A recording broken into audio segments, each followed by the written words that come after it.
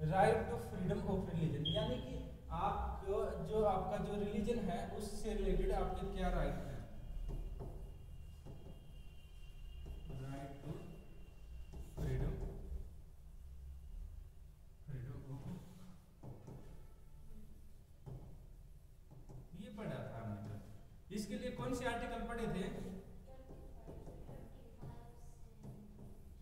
इसमें एक व्यक्ति के बारे में, खुद के बारे में दिया है, व्यक्ति फिर सोसाइटी में रहता है, इसमें सोसाइटी के बारे में दिया है, इसमें फिर उसको क्या क्या संस्थाएं बना सकता है, ऐसे करके दिया है 25, 26, 27, 28, ठीक है। फिर ये है कि टैक्स वगैरह नहीं लगाएगा, ऐसे करके दिया है। यानी कि जो भी कोशिश किया है कि रिलीजन से रिलेटेड जितने मैटर हैं उनको टैकल किया जाए, ठीक है। ये है, आज हम पढ़ेंगे आपका राइट टू, ये है कल्चरल एंड एजुकेशनल राइट, शिक्षा और संस्कृति के अधिकार। कल्चर, कल्चर क्या होता है और ये क्यों दिए गए बताइए।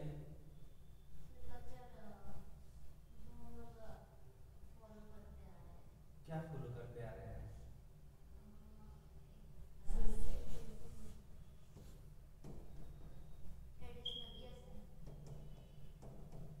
ट्रेडिशन और कल्चर में क्या अंतर होता है?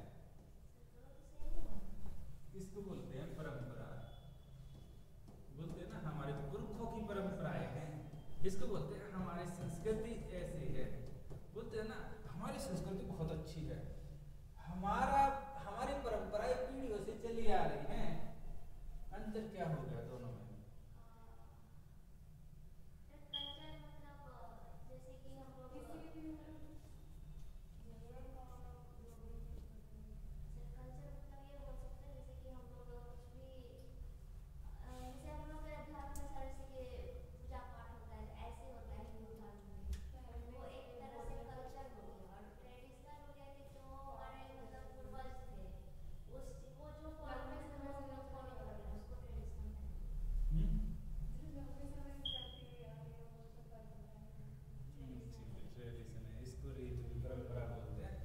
और कल्चर फिर क्या होगा?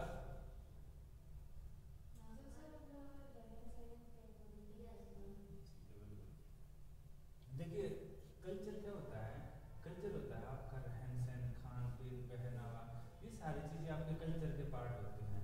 जैसे फॉर एग्जाम्पल दिल्ली का क्या कोई कल्चर है?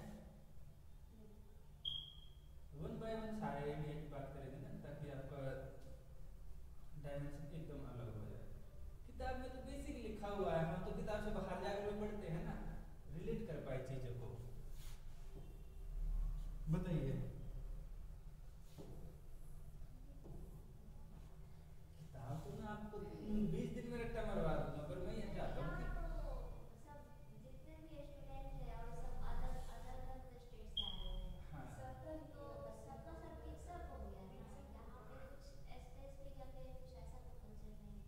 यानी यहाँ का कोई कल्चर नहीं है दिल्ली का। इधर आके बोलिए ना, फिर उस क्लिप को काटते हैं फिर दिल्ली वाले देखेंगे अच्छा हमारे वाले तो ये मानते हैं, है या नहीं है दिल्ली का कल्चर। फिर दिल्ली आइट्स क्यों बोलते हैं? कुछ तो कुछ होगा। कंपोजिट कल्चर बोलते हैं इसको, जिसको बोलते हैं ना सम्मिश्रित संस्कृति, यानी कंपोजिट, यानी चीजें मिल गई हैं, अपना कोई कल्चर नहीं है, सबका थोड़ा थोड़ा कल्चर मिला दिया है। चीजें आपने वही बोला था, पर आपने उसको बताया ना, उसको एक डिफाइंड वे में नहीं बोला था, उसका कंक्रीट, उसके लिए वर्ड यूज नहीं किया था। उसको बोलते हैं कंपोजिट कल्चर, जहाँ पर कई सारे कल्चर मिल गए हैं।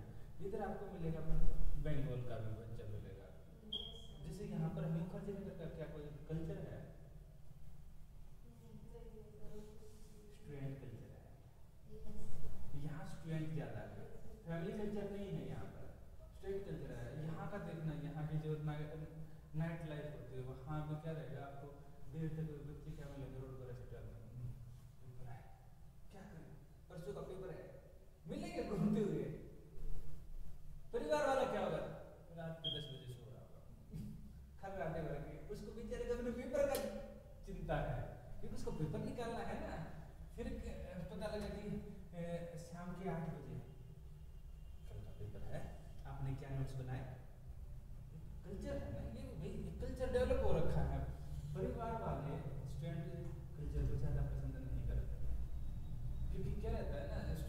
काफ़ी अलग रहती है। दिल्ली यूनिवर्सिटी का अपना एक कल्चर है, जेएनयू का अपना एक कल्चर है।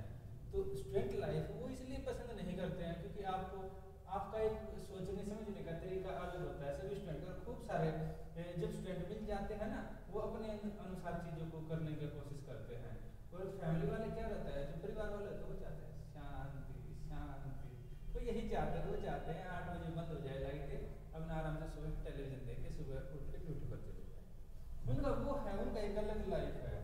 गुड़गांव का एक अलग कल्चर है, जैसे बिहार का है। अब लोकल मैंने बता दिया, अब थोड़ा सा उसको थोड़ा और आगे बढ़ाते हैं। बिहार का क्या कोई कल्चर है? क्या कल्चर है? कल्चर बताकर फिर मैं आपको ट्रेडिशन बताऊंगा, एकदम क्लियर कट हो जाएगा ट्रेडिशन क्या है।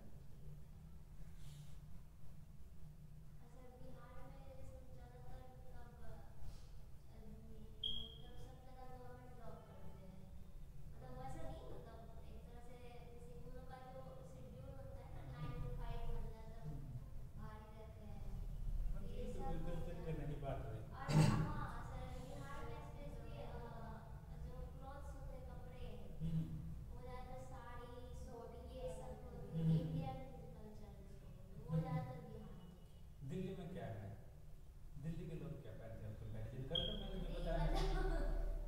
दिल्ली में सर थोड़ा सा ज़्यादा प्रीफर करते हैं सूट या फिर जीन्स। तो कुछ अंतर मिला? वो मैंने बोला एक स्टूडेंट लाइफ से मैंने एक समझाने की कोशिश की।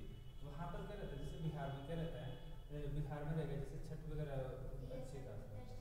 हाँ, दिल्ली में भी ठीक है, आजकल ज़्यादा मतलब अच्छा खासा होने लगा, पर नहीं तो दिल्ली में इस तरह का नहीं है।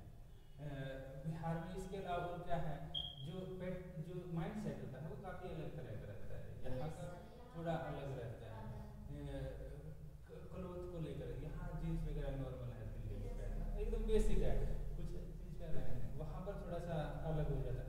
वो बात अलग कि ठीक है शहर में थोड़ा बहुत अलग हो जाए, पर एक नॉर्मली देखा जाए पूरी दिल्ली को, क्योंकि हम अगर कंपैरिजन करेंगे पूरी दिल्ली के एक ओवरऑल व्यू को वहाँ से कंपैरिजन करेंगे। सेम अगर हम राजस्थान का देखें तो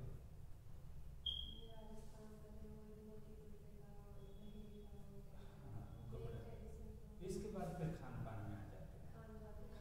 जब खाना पीना बिहार में क्या प्रेफर करते हैं लोग खाना, और इसके अलावा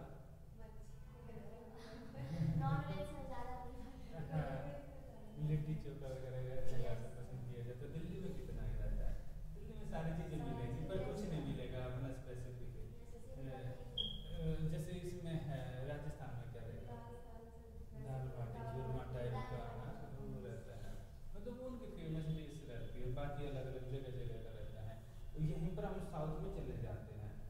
नॉर्थ इंडिया से आप आ गए, मैंने दो यहाँ का, मैंने यहाँ का देखा, यहाँ का आपको बात किया, यहाँ का बात किया, यहाँ का। अब हम साउथ में चले जाते हैं यहाँ से नीचे। तो यहाँ का क्या कल्चर रहेगा?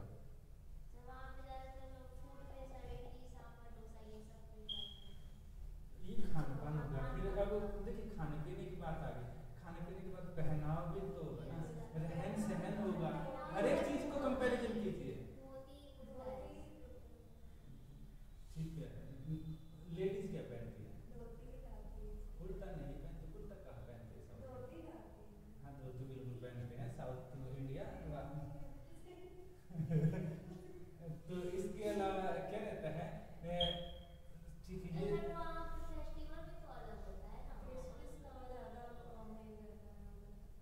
नॉर्थ ईस्ट में आइए। अब क्रिसमस का नहीं रहता साउथ में। इंडिया जो नॉर्मल फेस्टिवल है ना, टेम्पल को लेकर वो काफ़ी ज़्यादा जो साउथ वाले होते हैं ना वो ये मानते हैं हम ज़्यादा रिलीजियस है नॉर्थ इंडिया से, नॉर्मली माना जाता है।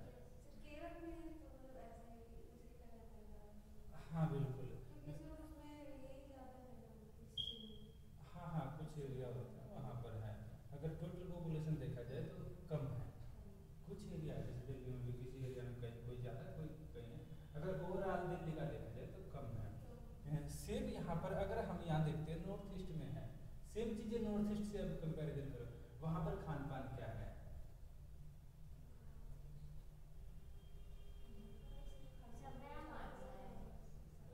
नॉर्थ ईस्ट सिक्किम म्यांमार, बिल्कुल म्यांमार साइड।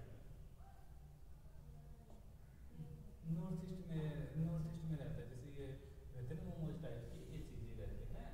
इसके अलावा जैसे नॉन वेज अच्छा खासा रहता है वहाँ पर, खूब नॉन वेज वगैरह खाते हैं। तो ये हाँ हाँ थोड़ा थोड़ा उसी तरह का, ज़्यादा नहीं थोड़ा सा। तो कंपेरिजन कहाँ से किया हाँ पर उससे समझ में आ गया आपको कि हाँ थोड़ा थोड़ा वैसा रहता है। उनके लिए बहुत ज़्यादा शॉर्ट कपड़े पहनने आम है। दिल्ली में देखना, दिल्ली में ना काफ़ी ज़्यादा शॉर्ट कपड़े पहनते हैं, नॉर्मल रहेगा। यहाँ नॉर्मल जो रहते हैं वो अच्छी खासी मतलब जींस जांस पहन घूम के रहते हैं, वो और ज़्यादा शॉर्ट्स पहनते हैं। नॉर्मल है, कल्चर है वहाँ का, कोई अफोर्ड नहीं माना जाता। तो ये रहता है, ये होगा मैंने बोला खान पान और खाना पीना कैसा है। इसके बाद हम बात करते हैं, यहाँ पर आप देखते हैं जो मकान होंगे वो कैसे रहेंगे, रहने सहना कैसा होगा उनका, रहना रहते कैसे हैं, जो सोसाइटी है उनकी कैसी है, पैट्रियार्कल है या मैट्रियार्कल है। दो वर्ड होते हैं, एक तो होता है पैट्रियार्कल, एक होता है मैट्रियार्कल। पैट्रियार्कल एक होता है मैट्रियार्कल। इसको होता है, इसको बोलते हैं पितृसत्तात्मक समाज, ये है मातृसत्तात्मक।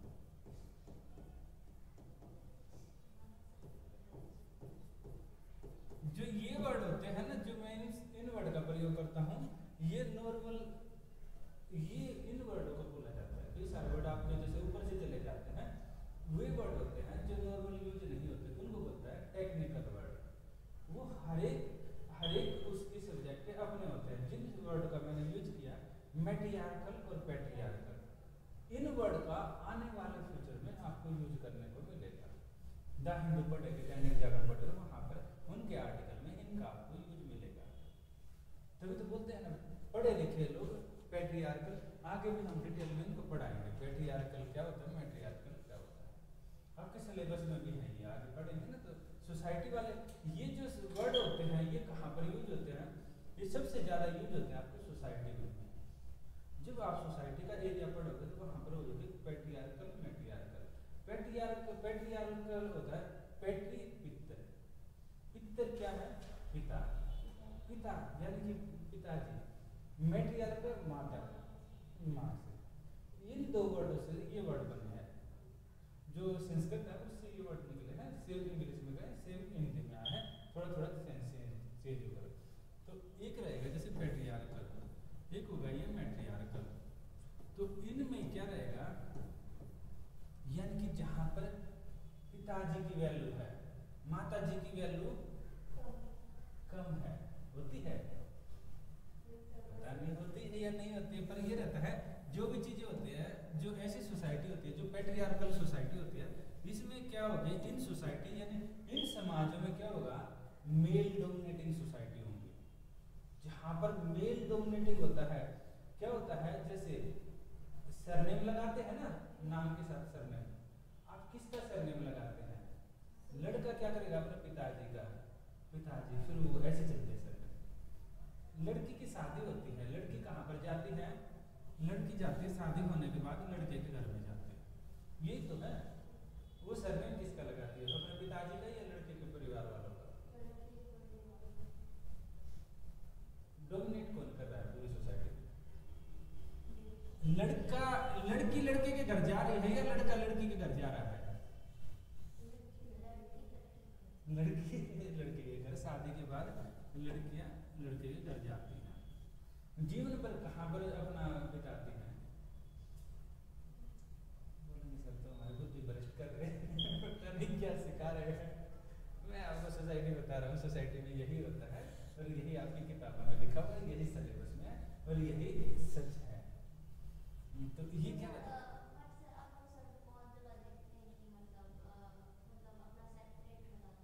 हाँ सेपरेट हो जाते हैं, सेपरेट हो जाते हैं तो फिर वो सरनेम किसका कैरी करती हैं, तो फिर भी सेपरेट हो गए, तब भी क्या है, हम ये लगा लो 100 शादियाँ होती हैं, 100 में से सेपरेट कितने होते हैं, आप ये लगा लो 40 से 50, मैक्सिमम 60 लगा लो। शहरों में ज़्यादा सेपरेट होते हैं, गाँव में कितने सेपरेट होते हैं। वुमेन की ड्यूटी क्या होती है, वुमेन क्या करेगी, वो अपने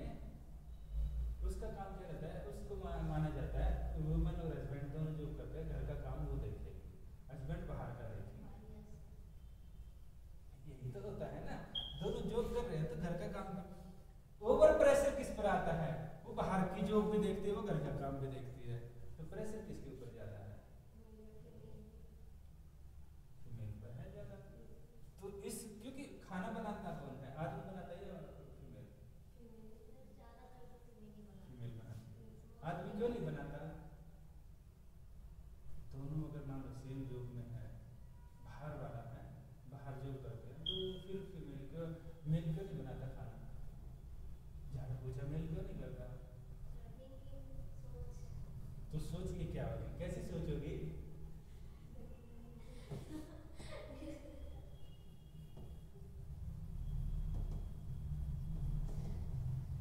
क्या सोचोगी? ये मेल डोमिनेटिंग, मेल डोमिनेट कर रहा है पूरी सोसाइटी को। और इसी के लिए जो आपके सोशलिस्ट हैं, जो समाजशास्त्री हैं, जो सोशल थिंकर है, उन्होंने एक वर्ड का प्रयोग किया है। कौन सा वर्ड है वो? पैट्रियार्कल। यानी कि एक ऐसा वर्ड, उन्होंने एक वर्ड चूज कर दिया, पैट्रियार्कल। एक वर्ड के अंदर सब कुछ उन्होंने सब कुछ उठा के भर दिया। उसका मतलब होगा मेल डोमिनेटिंग सोसाइटी। जो जिस सोसाइटी में मेल किसी न किसी रूप में डोमिनेट कर रहा है, ठीक है। अगला केस देख, अगले केस में क्या रहता है? वुमेन और मैन दोनों बाहर जॉब कर रहे हैं, नौकर चाकर अच्छे खासे लगा रखे हैं, ठीक है। तो अगर कोई डिसीजन होते हैं, ज्यादा वैल्यू किसकी रहती है? घर का काम नहीं करते हैं, अगर डिसीजन होंगे तो मेल का डिसीजन ज्यादा ऊपर रहता है या फीमेल का? दोनों का। अगर मेल किसी बात पर अड़ जाता है, ये काम होगा, तो फिर क्या रहता है? और फीमेल अड़ जाती है तो दोनों अड़ जाते हैं, फिर क्या रहता है? मेल का डोमिनेट करेगा। जिस सोसाइटी में मेल का डोमिनेट करेगा, मैं बोल रहा हूँ जिस सोसाइटी में मेल का डोमिनेट करेगा उसको बोलेंगे मेल डोमिनेटिंग सोसाइटी, उसके लिए पैट्रियार्कल। इसके अलावा ज्यादातर घरों में वुमेन हाउस वाइफ होती है, उसके लिए एक वर्ड बनाया है हाउस मेकर। अब हाउस वाइफ मत बोलिए, हाउस मेकर। इसको हाउस मेकर नहीं बोला जाता, इसको बोला जाता है होम मेकर या हाउस मेकर, कुछ भी लिख सकते हो।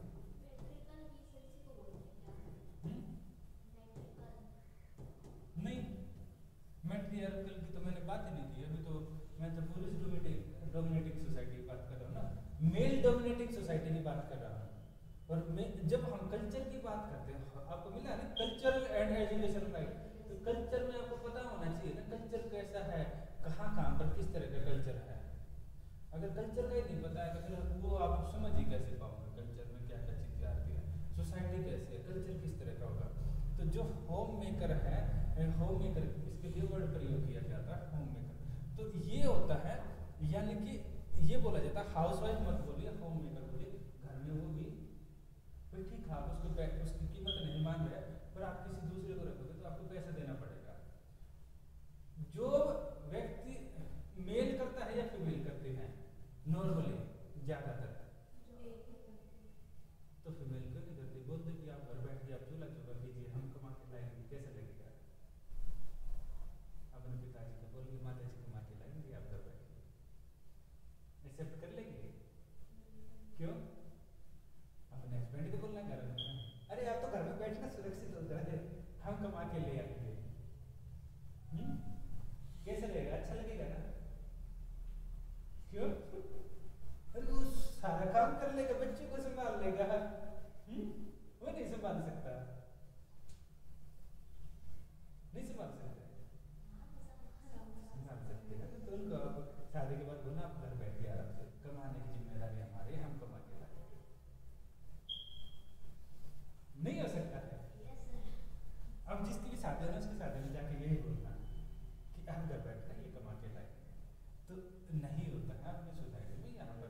क्योंकि नॉर्थ इंडिया की जो सोसाइटी है ना, ये पैट्रियार्कल सोसाइटी है, पूरे नॉर्थ इंडिया की। नॉर्थ ईस्ट की सोसाइटी वो है मैट्रियार्कल, यानी कि यहाँ पुरुष प्रधान सोच है। यहाँ क्या होता है, लड़का लड़की है तो लड़के को फेवर दिया जाता है, लड़की को फेवर नहीं दिया जाता। बोलते हैं कि पीढ़ी किसके नाम से चलेगी? भाई हमारी जमीन जायदाद है, हमारे किसके नाम से जाएगी? कानून में भले ही लड़की के नाम से है, पर ये माना जाता है लड़की के नाम से जाएगी।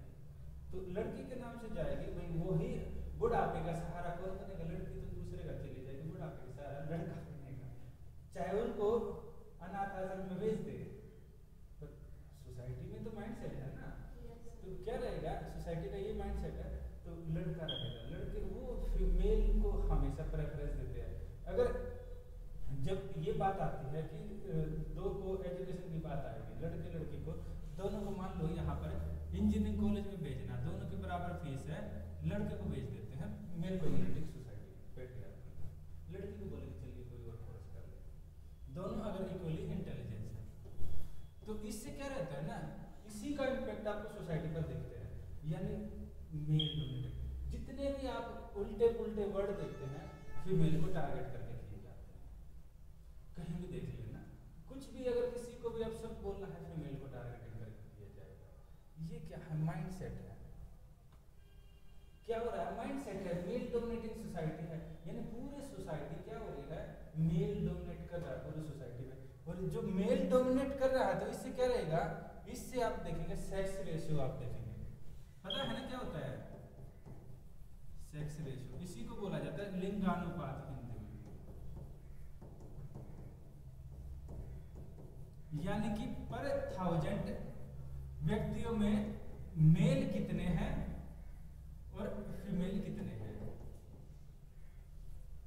जो ऐसी सोसाइटी होगी, मेल डोमिनेटिंग सोसाइटी होगी, उसमें मेल की संख्या क्या रहेगी? ज्यादा रहेगी, क्योंकि वो मेल को प्रेफर करेंगे, वो गर्ल्स फेटिसाइड करेंगे, यानी जो बच्चे होते हैं उनके पेट में उनको मार देते हैं। कैसे रहेंगे? उनको अल्ट्रासाउंड तो करवाते हैं, उसको बोलते हैं फीमेल फेटिसाइड। मेल होगा नहीं मारेंगे, फीमेल होगा।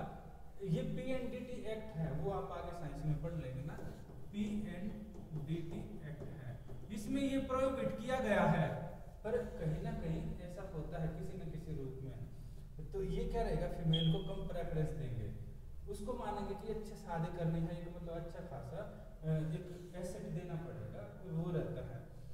तो यहाँ पूरी सोसाइटी मेल डोमिनेट कर रहा है हर चीज में, तो क्या रहेगा? मेल को प्रेफरेंस रहेगी, चाइल्ड बचपन से लेकर जब तक रहेगा। ऐसे तो मतलब मेल ज्यादा हो जाएगा तो फीमेल का तो मतलब पॉपुलेशन कम हो जाएगा। हो रहा है, यही तो है, तो ऐसा दिक्कत तो है ना। हो रही है दिक्कत, हो रही है दिक्कत। सेक्स रेशियो नॉर्थ इंडिया का निकालो, हरियाणा का सबसे कम है, सबसे ज्यादा हरियाणा का कम है, दिल्ली के आसपास है, क्योंकि उसको टेक्निक के एसेसिबिलिटी ज्यादा होगी, टेक्निक की एसेसिबिलिटी फीमेल फेटिसाइड अच्छा खासा होगा। शहरों का देखना, शहरों में क्या रहेगा? उसमें वो कम रहेगा, गांव का ज्यादा रहता है सेक्स रेशियो।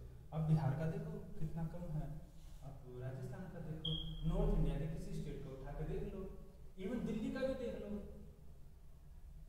क्या रहेगा? मेल ज्यादा हो रहे हैं, फीमेल कम है। फोन निकालो, निकालो, गूगल में सर्च करो ना, पता लगे ना आपको।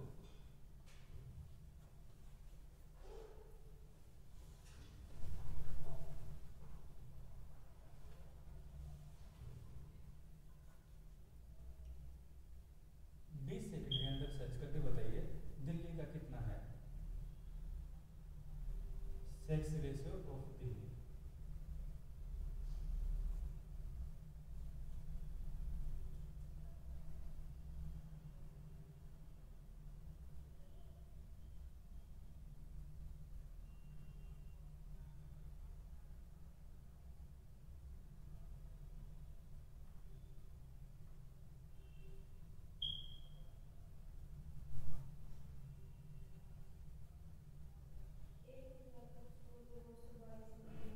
ठीक है, यानी कि कितनी कम वुमेन, और 1 करोड़ पॉपुलेशन है तो कितने कम होंगे, और 2 करोड़ थे कितने कम होंगे। सेम आप बिहार का सर्च करके देखो,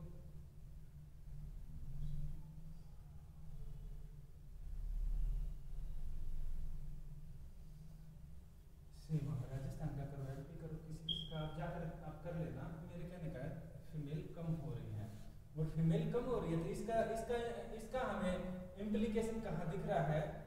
फीमेल कम है तो इसका हम देखते हैं कहाँ पर इम्पैक्ट देखते हैं, है ना?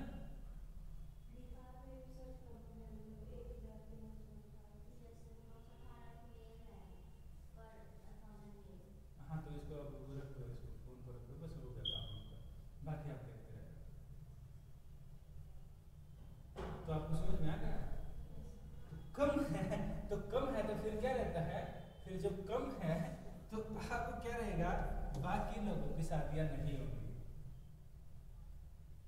बाकी लोगों की शादियां नहीं होंगी, नहीं शादियां होंगी तो इससे क्या रहता है, इससे कई जगह तो ऐसा भी हो रहा है कि लड़के वाले दहेज देने लगे हैं, कई जगह हो रहा है।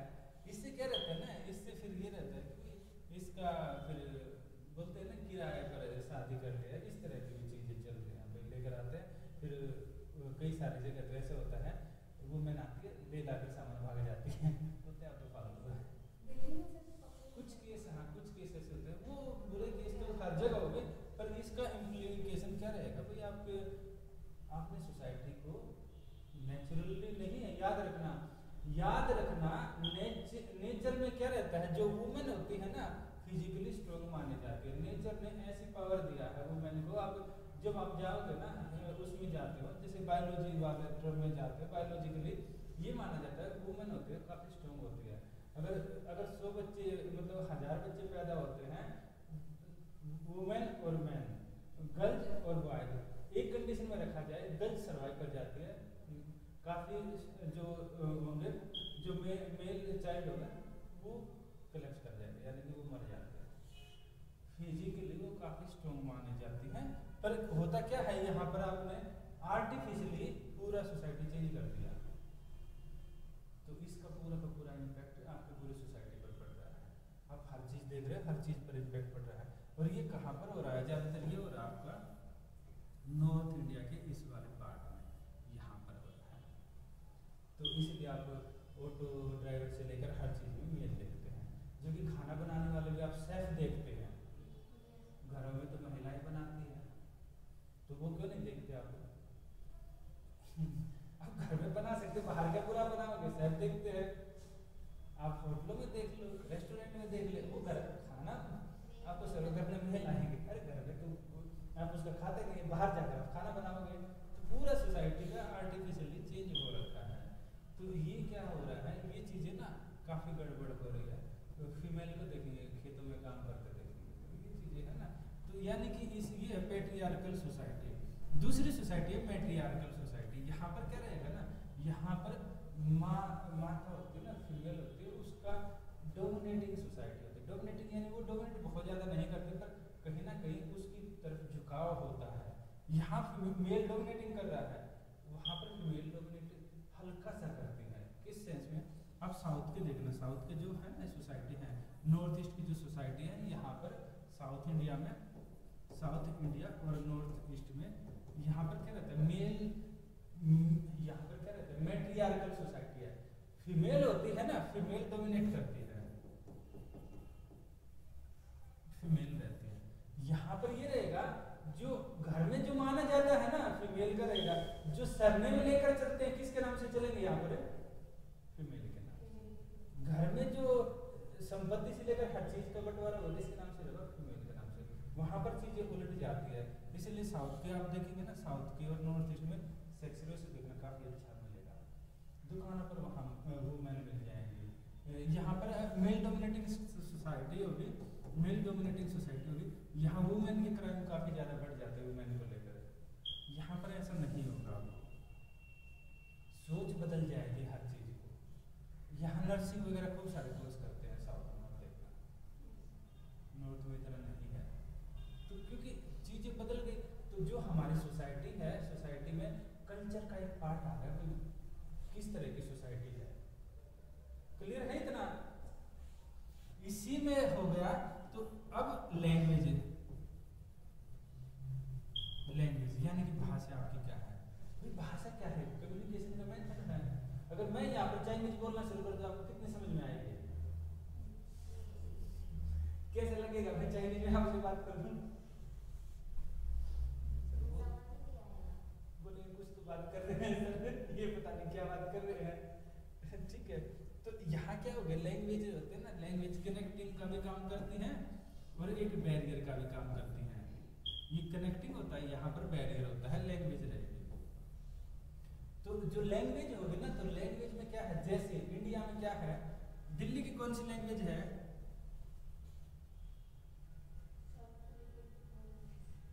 कोई लैंग्वेज नहीं है दिल्ली की अपनी। नॉर्मली इंडिया, दिल्ली में नॉर्मली हिंदी बेल्ट में आता है, हिंदी बोलते हैं दिल्ली में, ये हिंदी लैंग्वेज है। आपकी व्हाट्सएप की लैंग्वेज है इंग्लिश, हिंदी को भी अंग्रेजी को भी हिंदी में टाइप करते हो आप।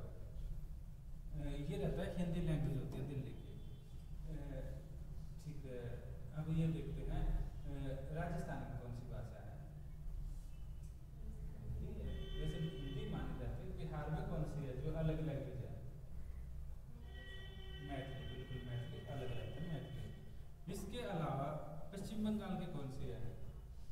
वेस्ट बंगाल, बांग्ला, तमिलनाडु की तेलुगु, इसके अलावा ये है आपकी मलयालम है केरल की, इसके अलावा आपका है आंध्रा की क्या है? आंध्रा की तेलुगु है शायद, तमिल की तेलुगु नहीं है। इसके अलावा कर्नाटक की क्या है? कन्नड़ है। महाराष्ट्र की क्या है? मराठी है। गुजरात की गुजराती है। तो ऐसे अलग अलग लैंग्वेज हैं। अलग अलग लैंग्वेज लोग ना उन लैंग्वेज को ज़्यादा बोलते हैं। वहाँ पर हिंदी को कम बोला जाता है। नॉर्थ इंडिया में आप देखेंगे ना हिंदी को ज़्यादा बोला जाता है। यहाँ पर नॉर्थ इंडिया में, नॉर्थ ईस्ट में नॉर्मली वहाँ के लोकल बोलते हैं या इंग्लिश बोलते हैं। तो यहाँ पर क्या रहेगा, जो एक पार्ट होगा, जब हम सोसाइटी को देखेंगे उसका रहन सहन, खान पान, उसकी सोच विचार, सोसाइटी कैसी है, ज्वाइंट फैमिली है या न्यूक्लियर फैमिली। ज्वाइंट फैमिली होता है कि पूरा परिवार इकट्ठा मिलकर रहे। न्यूक्लियर फैमिली होती है जैसे आपने बताया ना कि अलग रहना शुरू कर देते हैं। ज़्यादातर आप देखेंगे अमेरिका, यूरोप में ज़्यादातर माँ बाप से अलग रहते हैं, ये रहता है। वहाँ की सोसाइटी अलग हो जाएगी। इन पैरामीटर पर देखेंगे तो एक हमें कल्चर दिखाई देगा। ये होता है हमारा कल्चर कैसा है। हो गया। इसके बाद होगा ट्रेडिशन। ट्रेडिशन में क्या रहेगा, इसमें ये रहेगा कि जो ट्रेडिशन यानी जो परंपराएं हैं चली आ रही हैं, हाँ परंपरा, जो परंपरा अच्छी भी हो सकती है बुरी भी हो सकती है। जैसे जैसे आपका ट्रेडिशन क्या है, दहेज देते हो आप, देते हो या नहीं देते हो? तो ये एक अच्छी परंपरा है या बुरी है? जैसे हमने कल सती के बारे में पढ़ा, सती प्रथा, सती ट्रेडिशन, वो कैसे थी? प्रथा ही तो है सती ट्रेडिशन, सती ट्रेडिशन, ट्रेडिशन यानी प्रथा और सती यानी सती करना, ये कैसे थी? बेकार थी। तो ट्रेडिशन क्या होता है, ये अच्छा भी हो सकता है और बुरा भी हो सकता है। ट्रेडिशन इस पर नहीं मैटर करता कि वो कैसा है। इन पीढ़ियों से कोई चली आ रही है, कोई काम करने का तरीका चला आ रहा है, वो अच्छा बुरा कुछ भी हो सकता है। जैसे कि एक तो गर्ल्स का पॉपुलेशन कम है, ऊपर से दहेज भी गर्ल्स ही देती है, ऐसा हाँ, क्यों? क्योंकि मेल डोमिनेटिंग सोसाइटी है, डोमिनेटिंग सोसाइटी। आप देखेंगे ना नॉर्थ ईस्ट में ऐसा नहीं होता है, वहां पर मेल देते हैं दहेज। आप सोसाइटी में ऐसे में रह रहे हो ना, आप जाकर वहां रहिए, वहां चीजें बदल जाती हैं। ज्यादातर जो ट्राइबल एरिया होता है ना, वहाँ जो बुजुर्ग महिला होती है उसकी ज्यादा वैल्यू होती है ट्राइबल सोसाइटी, वहाँ सेक्स रेशियो भी काफी अलग रहता है। तो ये रहे ना, यहाँ पर चीजें बदल जाती हैं ट्रेडिशन। तो समझ में आ गया ना, ट्रेडिशनल यानी कल्चर, जो ये वर्ड है इसका मीनिंग आपको क्लियर हुआ या नहीं? सर वो तो एक सती प्रथा हो गया, दहेज हो गया सर, और एक कोई एग्जांपल सर उसकी ट्रेडिशन। स्त्री प्रथा हो गया, दहेज हो गया, ट्रेडिशन के जैसे आप माता पिता का शुभ नमस्ते राम राम करते हो, ये भी तो ट्रेडिशन ही है ना। अब मंदिर में जाते हैं, मंदिर में क्या करते हैं, आप कभी जूते पहन के जाते हैं?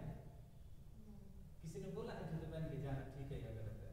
बचपन में सिखाया जाता है बाहर जूते निकालिए नहीं तो भगवान पाप कर देंगे। अगर आपसे अगर ये किताब नीचे गिर जाए तो आप क्या करते हो? किसी ने बोला है अनकॉन्शियसली, आपने ट्रेडिशन नहीं है ये, पर ये चीजें ना अनकॉन्शियसली आपके अंदर फीड की जाती हैं कि भाई ठीक है ये चीजें भगवान का आप सम्मान करो, सम्मान किसी रूप में करो। मंदिर के आगे से कोई ट्रेडिशन नहीं है, पर ये चीजें भरी जाती है। ट्रेडिशन का पार्ट हो गया मंदिर के बाहर जूते निकाल के जाना, यानी वो सम्मान का रहता है। तो आप जूते पहन के जाओगे अच्छा नहीं माना जाएगा, क्योंकि वो ट्रेडिशन है। हिंदू कल्चर में ट्रेडिशन माना जाता है। ठीक है, ये है, ये आ गया आपका ट्रेडिशन कल्चरल, यानी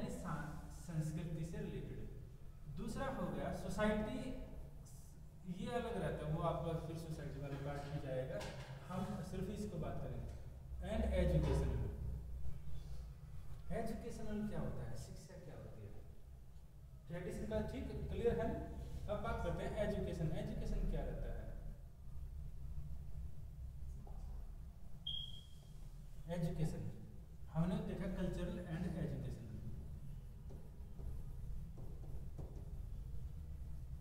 भैया एजुकेशन ही तो आप ले रहे हो, आपको एजुकेशन ही तो मिल रही है ना यहाँ। क्या होता है लिटरेसी? फिर क्या होती है?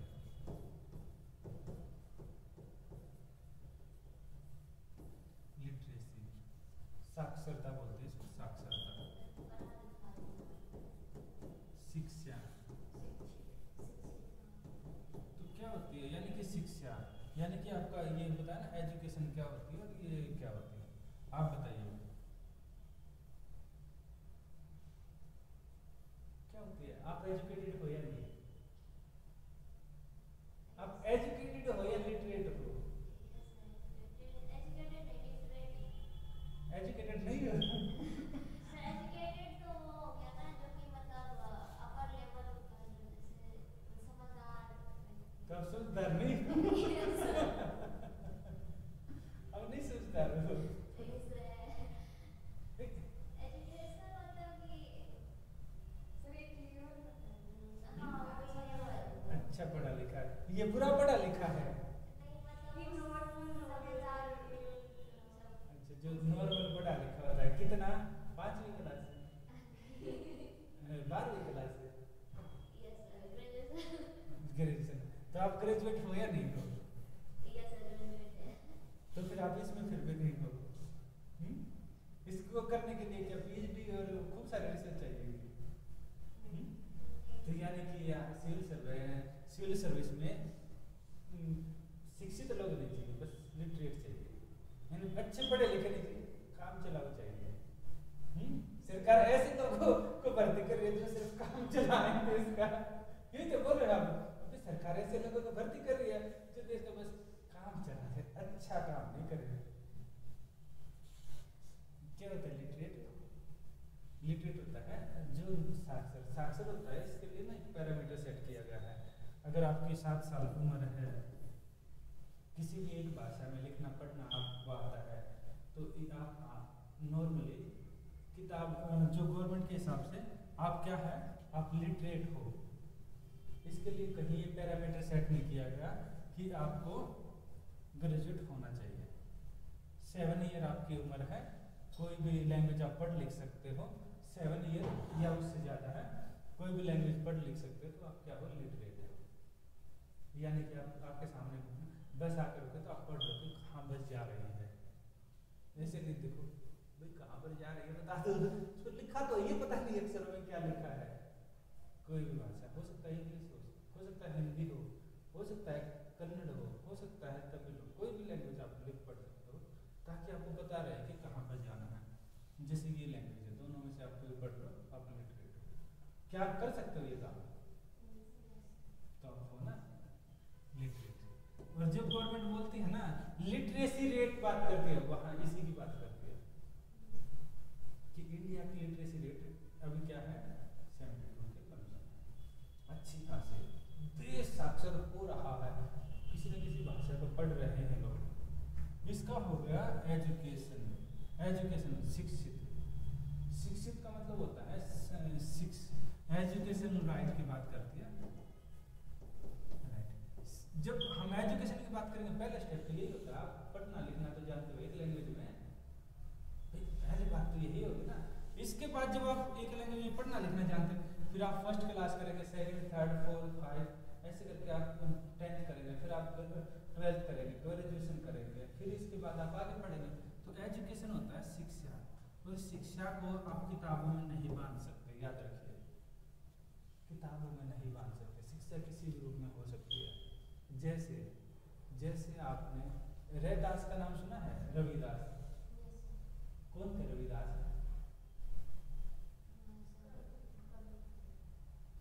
कवि थे। वो उनको काफी विद्वान माना जाता है, ब्लाइंड थे, वो पढ़े नहीं पा रहे थे, फिर कैसे पढ़े? नहीं, कालिदास अलग थे, कालिदास अलग थे, रविदास अलग थे, सूरदास अलग थे। ठीक है, कालिदास एक पोइट थे, और रविदास एक वो थे, संत थे, सेंट थे, काफ़ी ज़्यादा फेमस थे मेडिवल एरा में। जब आप मेडिवल एरा हिस्ट्री में पढ़ेंगे तो वहाँ पर काफ़ी फेमस थे, ईस्ट यूपी के आसपास के थे, तो उनको काफ़ी फेमस माना जाता है। वो ब्लाइंड थे तो काफ़ी अच्छा उनको माना जाता है। जैसे कबीर थे, कबीर का नाम सुना है? कौन थे कबीर? संत कबीर बोलते हैं ना, सेंट कबीर। कौन थे?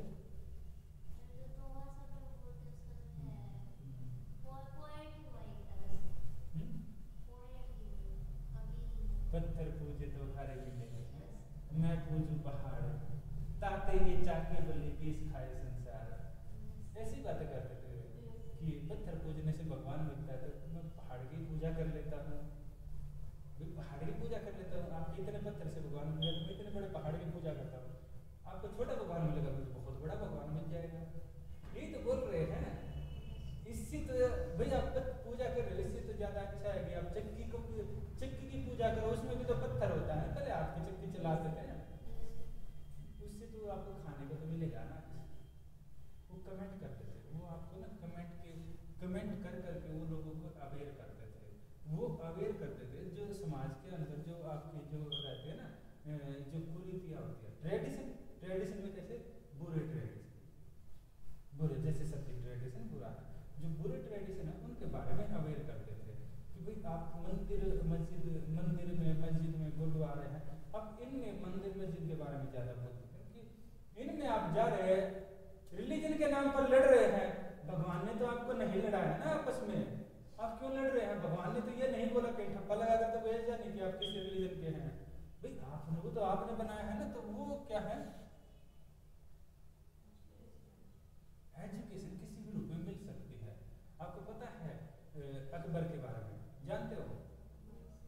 कौन थे? हाँ, कौन सी सल्तनत थे?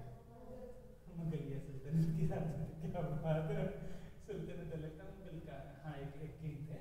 ये कैसे व्यक्ति थे वो?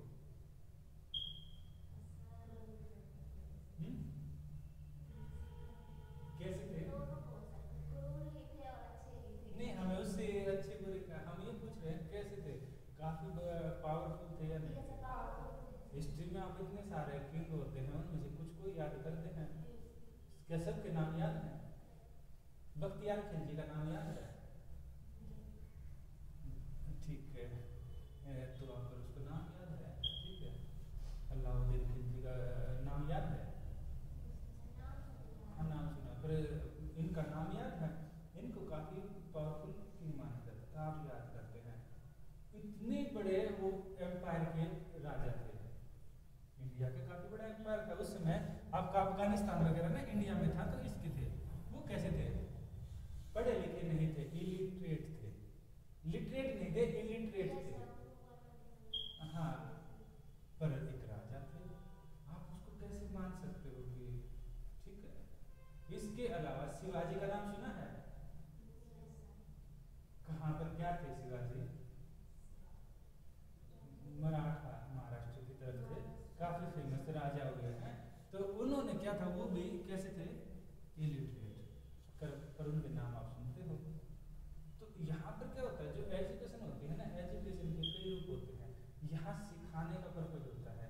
सिखाने का हो सकता है आप वर्बली सिखाएं, हो सकता है आप लिख कर सिखाएं, हो सकता है आप किताबों से सिखाएं, कैसे भी सिखाएं, सिखाना होता है यहाँ पर।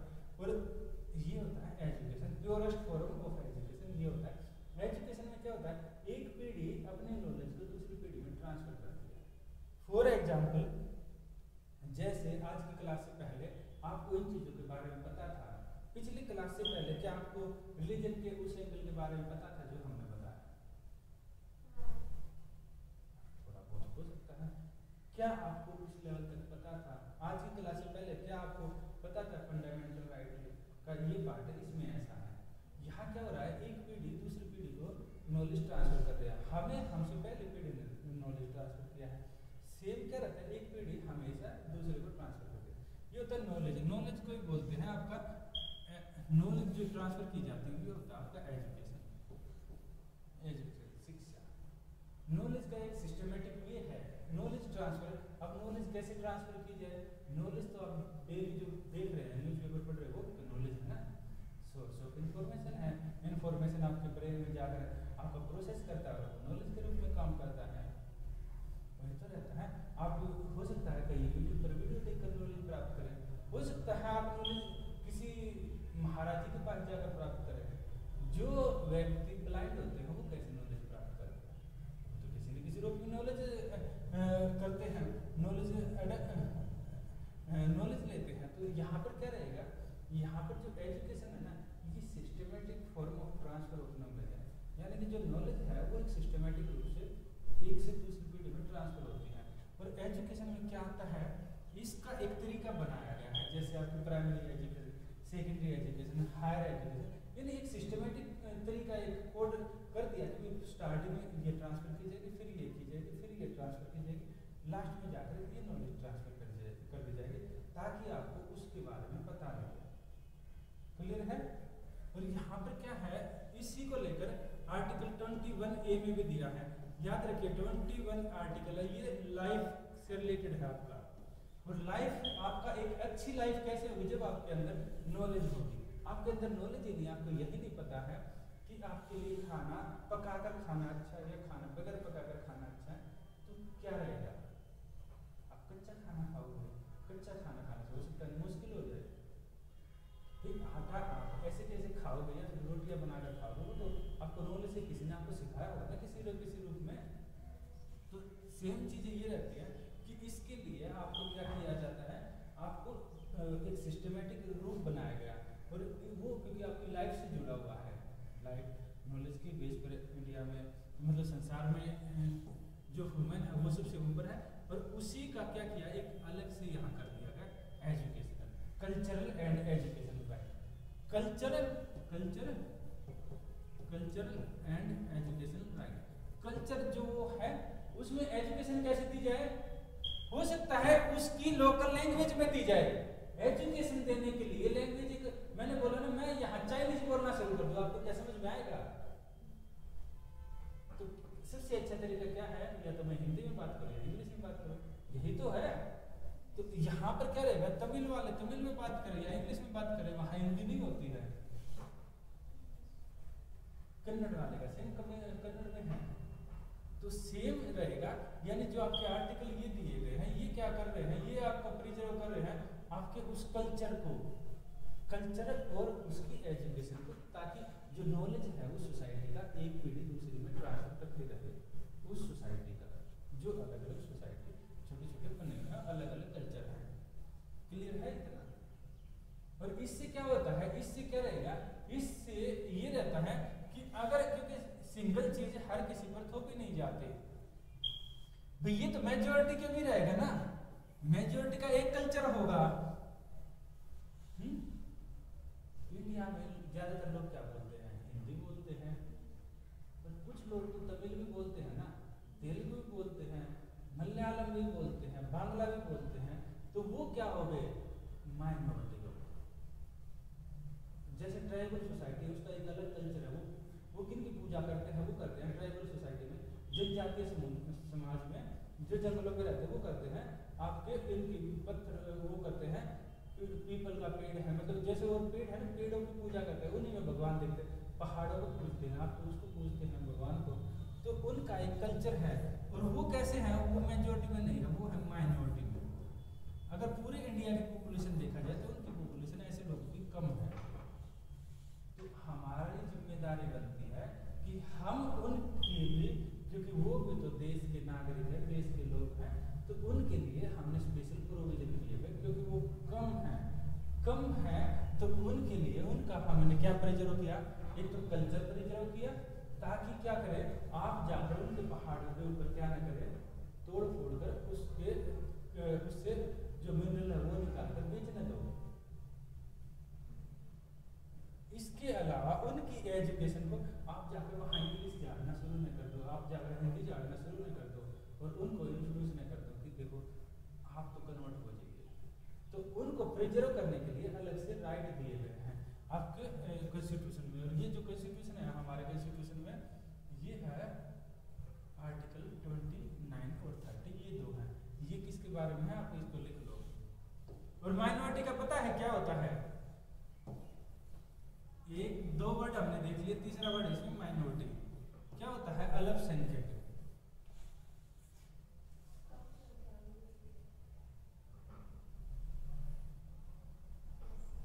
आप माइनॉरिटी में हो या मेजॉरिटी में, ये बताइए। पैट्रियार्कल सोसाइटी में आप कैसे मेजॉरिटी में हैं?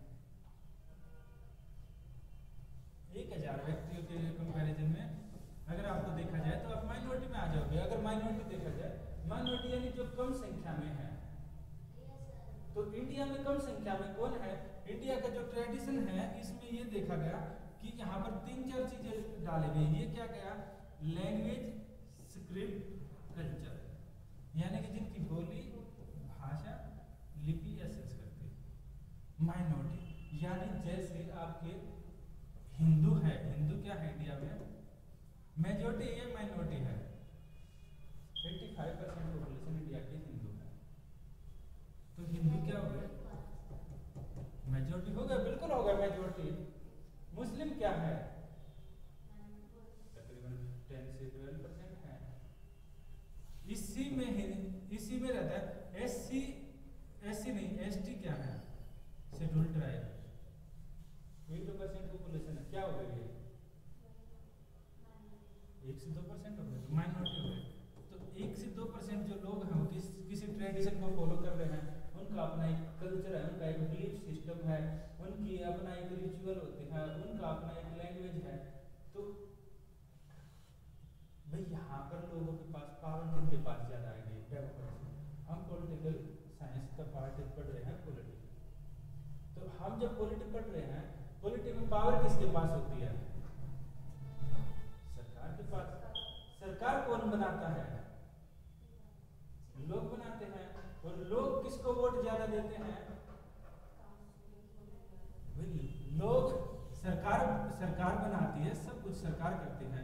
और सरकार में कौन चुने जाते हैं? इलेक्शन के द्वारा। इलेक्शन में क्या है? जिसको ज्यादा वोट मिलेंगे, 50% +1 वोट मिलेंगे, वो जीत जाएगा, यही है। और लोग किस पॉपुलेशन के ज्यादा हैं? तो जितने नियम कायदे बनेंगे तो कैसे बन सकते हैं? लोग तो ये भी हैं। इनसे क्या फर्क पड़ेगा इनको? ये तो हर बार सरकार बना रहे हैं। पर देश में हमें तो हर किसी का ध्यान रखना है ना। आप सिस्टम में जाओगे, आपको भी तो सबका ध्यान रखना है।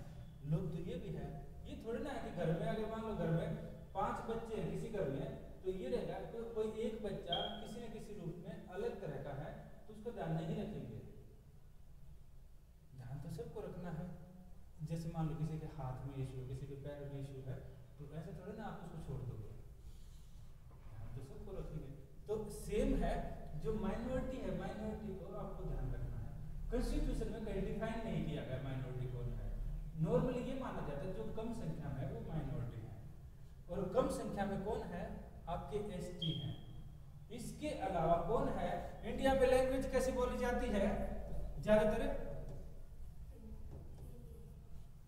पूरी बेल्ट में बिहार का कोई व्यक्ति समझ सकता है हिंदी, यूपी का समझ सकता है, एमपी का समझ सकता है, राजस्थान का समझ सकता है, सारे इंडिया में लगभग नॉर्थ बेल्ट में सब समझ सकते हैं हिंदी, सब बोल भी सकते हैं हिंदी। ज्यादातर बोली जाती है हिंदी। हिंदी के अलावा भी तो इंडिया में लैंग्वेज है ना। वो लोग भी तो है जो बाकी लैंग्वेज बोल रहे हैं, बांग्ला भी तो बोल रहे हैं ना। तो जो लोग वो लैंग्वेज बोल रहे थे उनकी लैंग्वेज को प्रोटेक्ट करना, क्योंकि लैंग्वेज में एक लिटरेचर होता है। लैंग्वेज में लोग अपनी रचनाएं लिखते हैं, अपनी कविताएं लिखते हैं, अपनी पोएम लिखते हैं, अपना जो लिटरेचर लिखते हैं उस लैंग्वेज में अच्छा खासा लिटरेचर भरा पड़ा है। हमें वो भी तो प्रोटेक्ट करना है ना, जो सदियों से इकट्ठा होता आया है। तो इसलिए यहाँ पर जो 29 और 30 आर्टिकल है, ये दोनों को प्रोटेक्ट करता है। ये किसको करता है? ये कल्चर को भी और एजुकेशन को भी। और किन की कल्चर एजुकेशन को प्रोटेक्ट करता है?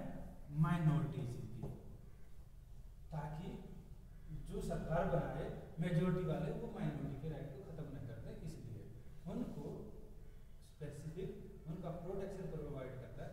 उनको विशेष रूप से अलग से कुछ नहीं देता, उनको प्रोटेक्शन प्रोवाइड करता है कि ठीक है आपकी चीजें बनी रहे। ये नहीं है कि उनको सुपरमेसी कर देगा, नहीं नहीं आपको तो स्पेशल राइट दे दिए हैं, ऐसा नहीं है। आपका ये प्रिजर्व रहे आपको, ताकि मेजोरिटी वाले आपके राइट को छीन ना ले या खत्म ना कर दे। इसलिए पता लगा कोई सरकार आई पूरे इंडिया में हिंदी थोप दी, तब क्या रहेगा? जो हिंदी नहीं बोले उनके लिए तो बहुत मुश्किल हो जाएगी। कोई आए पूरे इंडिया में एक ही रिलीजन लागू कर दे, दिक्कत हो जाएगी, क्योंकि कल्चर अलग है। तो यहाँ पर इनको प्रोटेक्ट करता है। तो आप लिखना चाहे तो लिख सकते हैं, protection of interest of minority. Article 29 है provide that every section of the citizen residing in part of country have right to protect and conserve its own distinct language, script, culture। ये रहेगा, ये वाला लिख लो।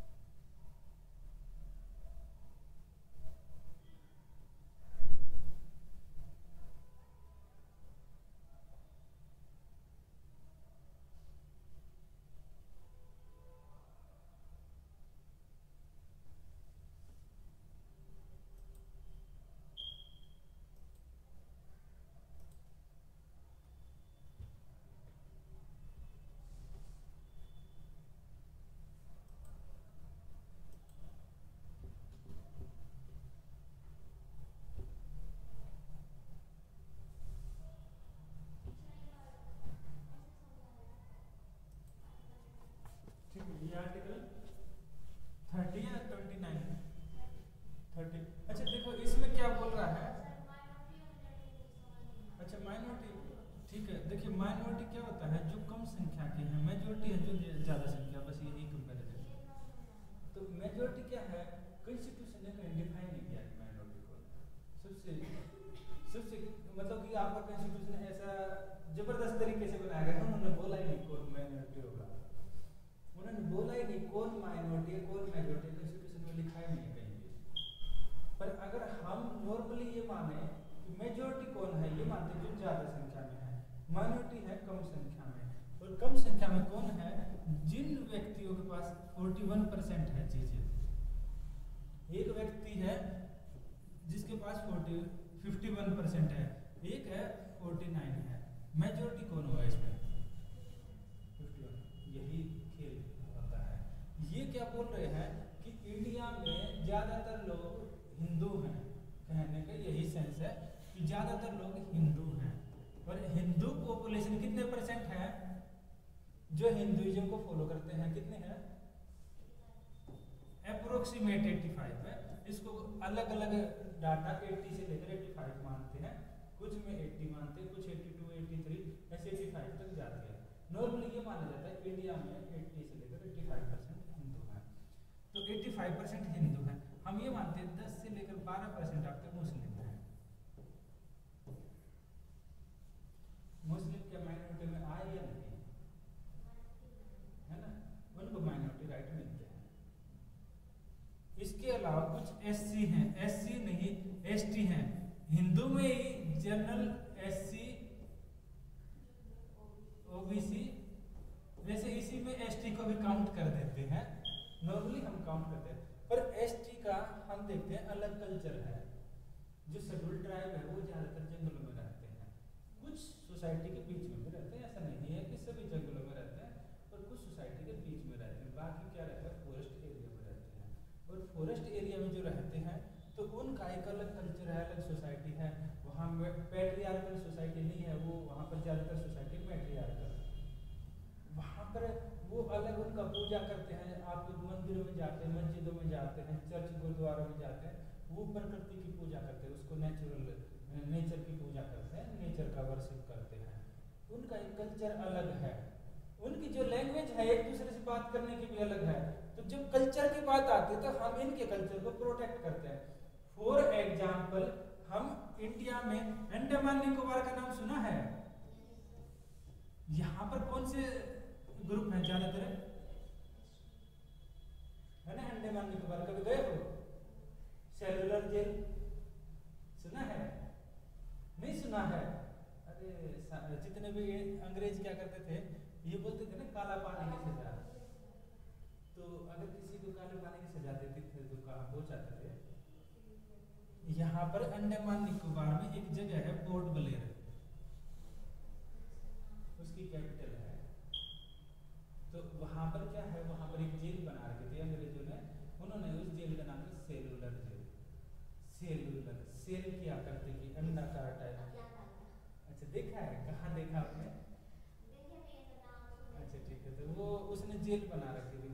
तो अब क्या रहता था, बीच में पानी है, जहाज ब्रिटिशर के पास थे, अब यहाँ से उनको क्या करता है, जो जेल तोड़ते थे और बार बार भाग जाते हैं, जो काफी ज्यादा वैसे होते फ्रीडम फाइटर हैं या फिर जो भी, तो उनको जिनको बहुत ज्यादा एक्सट्रीम जो पनिशमेंट दी जाती है उनको वहाँ भेज दिया जाता है। वहाँ के जेलर भी काफी सख्त होते थे, ये माना जाता है, या तो ये मानते थे वो भाग कर तो आएंगे नहीं, वही मर जाएंगे। तो यहाँ पर क्या है, पोर्ट ब्लेयर है, तो सेम मैंने बताया कि वो चीजें वहाँ पर हैं। उसके आसपास यहाँ का तो एडमिनिस्ट्रेशन हुआ, बाकी जगह एसटी कम्युनिटी रहती है, शेड्यूल्ड ट्राइब रहते हैं। इनके शेड्यूल्ड ट्राइब है, इनका नाम है ओंग सोंग सोमपेन निकोबारी जी करके है, उन ट्राइबल ग्रुप के नाम है, आप पढ़ेंगे ना ज्योग्राफी में, वहाँ पर ट्राइबल कम्युनिटी पढ़ाई जाती है, ओंग सोंग सोमपेन निकोबारी उनका नाम है। तो वो रहते हैं, वो कपड़े वगैरह कैसे पहनते हैं, कैसे कपड़े पहनते हैं, धोती तो कहाँ पहनते हैं, ट्राइबल ग्रुप हो तभी तो आपको भेजते नहीं वहाँ पर, तभी तो ये आर्टिकल 29 और 30 लगाया गया, अब उनको धोती पहना दो जो आप सोच रहे आपके लिए भाई वो हो सकता है, उनके लिए भाई नॉर्मल कपड़े छाल वगैरह वो पहनते। कई सारे ऐसे प्रिमिटिव सोसाइटी बोलते हैं, प्रिमिटिव यानी कि हमारे जो पूर्वज थे उस तरह के कंडीशन में आज भी रहते हैं। पूर्वज कैसे रहते थे ये माना जाता है, वो जैसे छाल वगैरह होता है, या फिर किसी को मतलब कोई किसी उसको मार दिया है, क्या होता है, शिकार कर लिया, उसका वो लपेट लिया, इस तरह का वहाँ नॉर्मल है। आप जाओ कैसे रहते हैं, लो मेरे कपड़े पहन लो, चलिए 2 सूटकेस करके लाए ये पहन लो, ये करोगे आप तो पर वहाँ मुश्किल हो जाएगी इस चीज़ से। भाई उनको जैसे जी रहे थे जीने दो ना। तो उनके लिए ये बनाए गए हैं आपके राइट कि उनकी शिक्षा को आप बढ़ावा देगी, सरकार उनकी एजुकेशन को बढ़ावा देगी, उनके कल्चर को बढ़ावा देगी। आप वहाँ जाकर इंटरफेयर नहीं कर सकते हो। अगर इंटरफेयर करोगे तो गलत रहेगा। जैसे हमने राइट टू फ्रीडम वाला पढ़ा था ना, फ्रीडम ऑफ मूवमेंट वाला है, यहाँ पर आपको मूवमेंट नहीं करने दिया जाता, वहाँ पर रोक देते हैं कि आप उनका जो कल्चर है उसमें इंटरफेयर करोगे। आप जाकर बोलने लगे पेप्सी पीने में तो बड़ा मजा आता है, उसको पेप्सी पिला दो, उसका पता लगा उसने जिंदगी में कभी पेप्सी नहीं पी है, पेप्सी पीने से वो बीमार पड़ गया।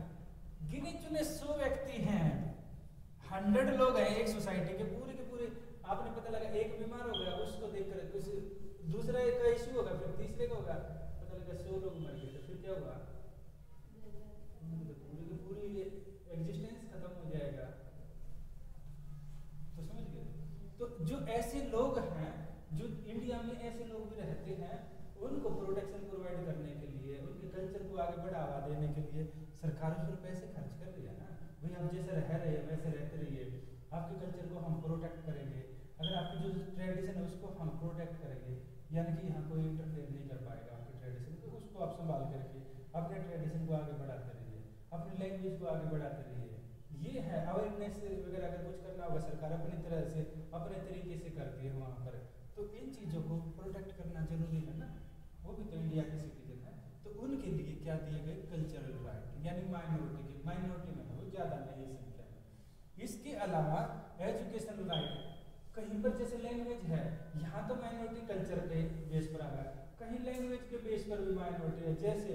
जैसे तमिल है, तमिल पॉपुलेशन है कुछ करोड़ है, इंडिया की पॉपुलेशन 120 करोड़ से ज़्यादा है, तमिल लोग कुछ करोड़ हैं, उनकी एक अलग लैंग्वेज है, वहाँ का अच्छा खासा लिटरेचर है तमिल में, तो आप उसको प्रोटेक्ट करेंगे। ये नहीं है अपना थोप देंगे, नहीं हिंदी पढ़ो, ऐसा नहीं रहेगा। तो सेम क्या रहता है, उसको प्रोटेक्ट कैसे करेंगे, सरकार उनको लैंग्वेज के बेस पर यूनिवर्सिटी बनाती है, उनको ग्रांट देती है, वो रहता है, जो रिसर्च करता है उसको सम्मानित किया जाता है, ये रहता है, उनको कॉलेजों में पढ़ाया जाता है, उससे क्या रहेगा, उसकी लैंग्वेज, तमिल लैंग्वेज बढ़ेगी, बांग्ला बढ़ेगी, मैथिली बढ़ेगी, ऐसे करके, यानी उससे क्या रहेगा, उससे सोसाइटी में ये फीलिंग रहेगी कि भाई हमारा जो कल्चर है, हमारा जो लिटरेचर है, जो ट्रेडिशन है, वो हमारे इस जो लिटरेचर में वो प्रिजर्व रहेंगे, हम आगे हमेशा इसी लैंग्वेज में बात कर पाएंगे। तो यहाँ पर कल्चर का इशू आया था, यहाँ पर लैंग्वेज के बेस पर इशू आता है। तो उन सब को, वो कैसे हैं, लैंग्वेज कम लोग बोलते हैं, वो पूरा इंडिया तो बोलते नहीं है, तो उनको प्रोटेक्ट करेंगे, और वो प्रोटेक्ट किस में करेंगे, आर्टिकल 29 और 30 में क्या रहेगा, अगर मान लो मैं मैथिली लैंग्वेज को बढ़ावा देने के लिए स्कूल बनाता हूँ, मेरा मन है, मैं तो मैथिली बोलता हूँ, मेरे पास पैसा है, मैं स्कूल बनाता हूँ, सरकार प्रोटेक्ट करेगी, भाई आप स्कूल बनाइए, कोई बुरा बात नहीं, स्कूल बनाइए, कॉलेज बनाइए, यूनिवर्सिटी बनाइए, क्योंकि भाई मुझे पता है मैथिली कल को मैं बाकी कॉलेजों में भी पढ़ाई जाती है, तो बच्चों को नौकरी भी मिलेगी, तो वो होगा। और इवन आप सिविल सर्विस में देखेंगे, जो ये लैंग्वेज है सिविल सर्विस में, इनमें से कोई क्लासिकल लैंग्वेज बोलते हैं, कोई ना कोई आप रख भी सकते हो पेपर में, ये रहता है। तो ये आपके रहेंगे एजुकेशन एंड ये आपके कल्चरल राइट, यानी कि आपका जो एजुकेशन है, जो आपका कल्चर है, उसको कॉन्स्टिट्यूशन में प्रोटेक्ट किया जाएगा। और किसका किया जाएगा, मेजॉरिटी वाले का नहीं दिया गया है, हिंदू का नहीं है, किनका, जो माइनॉरिटी में है, ताकि जो मेजॉरिटी वाला ग्रुप है उनको दबा न दे। अभी क्लियर है।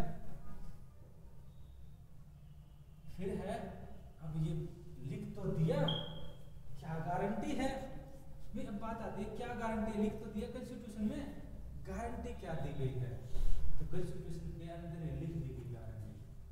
हमने कौन कौन से दिए गए, जो आपको राइट दिए हैं, कौन कौन से दिए हैं, अभी तक हमने फंडामेंटल राइट में कौन कौन से दिए,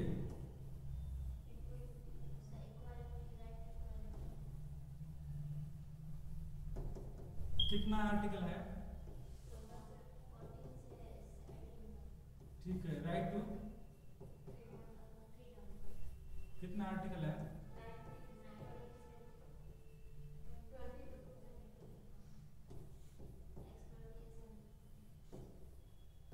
एक्सप्लोइटेशन है, राइट टू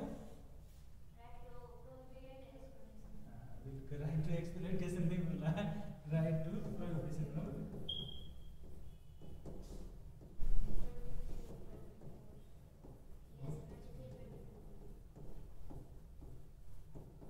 है ना, ये भी आपका राइट है ना, राइट टू एक्सप्लोइटेशन प्रोहिबिशन इसको रोकने का राइट है। ठीक है, अगला है आपका राइट कौन सा है? राइट टू रिलीजन का भी राइट होता है, रिलीजन का नहीं है, राइट टू रिलीजियस फ्रीडम है, फ्रीडम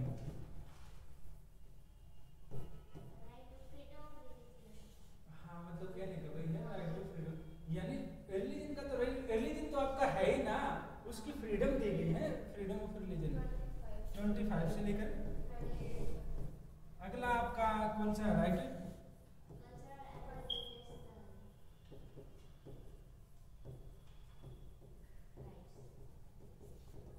कौन सा आर्टिकल?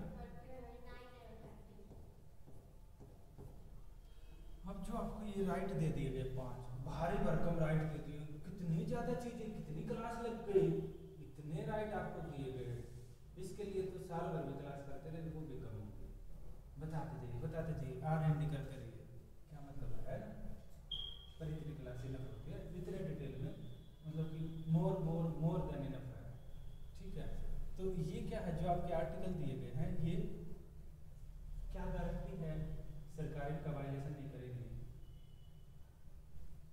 कोई सरकार आएगी, हम तो हिंदू धर्म के वोट ज्यादा है, क्यों न सब क्यों बोलते हैं कि हिंदी भाषा मैंडेटरी है, हिंदू कल्चर मैंडेटरी है, कोई सरकार ऐसी आ सकती है ना?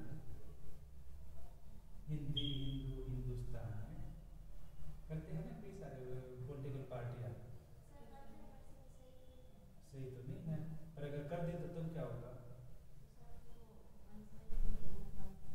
कौन पनिशमेंट देगा, क्यों मिलेगी, कौन कहाँ पर है?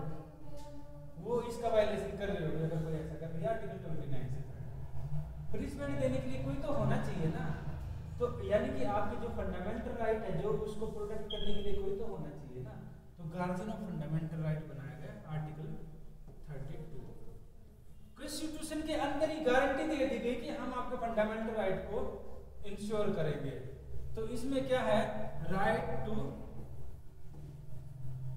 कॉन्स्टिट्यूशनल रेमेडीज, ये है ना, आप इसको एक बार लिख लेना, राइट टू कॉन्स्टिट्यूशनल रेमेडीज, संवैधानिक उपचारों का अधिकार है।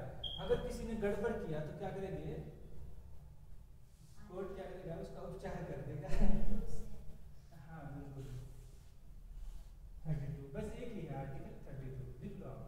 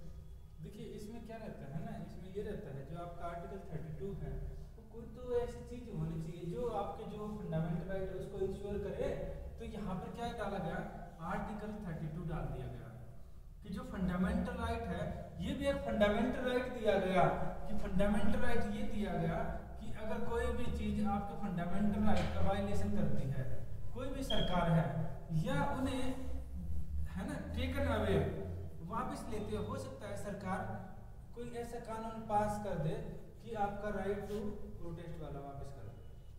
जैसे फॉर एग्जांपल, जैसे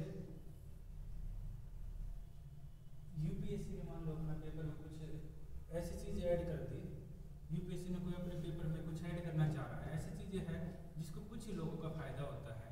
जैसे फॉर एग्जांपल मैं बताता हूँ, यूपीएससी कर दे कि आपका एक पेपर होगा कंपलसरी, उसके होंगे ज़्यादा नंबर, और वो किस चीज़ का होगा, वो होगा पेपर आपका इसका होगा मलयालम का, और उस पेपर के आपके 500 नंबर हैं और बाकी के आपके रहेंगे, बाकी पेपरों के 400 नंबर हैं। अब क्या रहेगा,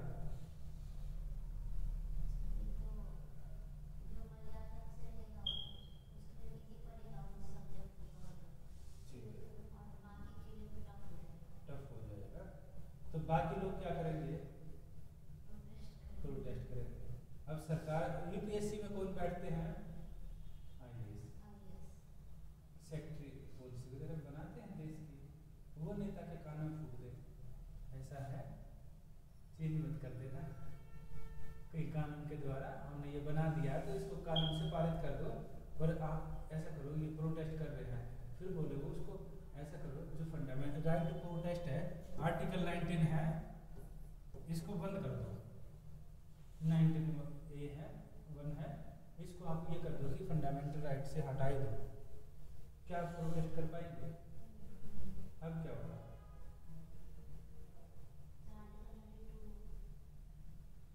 आर्टिकल 19 हटा ही दिया गया तो 32 क्या करेगा, समझ गए? तो यहाँ क्या रहेगा, फिर आर्टिकल मान लो 32 हटा दिया, यहाँ से ये भी हटा दिया, ठीक है, अब कोर्ट में गए ये भी हटा दिया, फिर क्या रहेगा,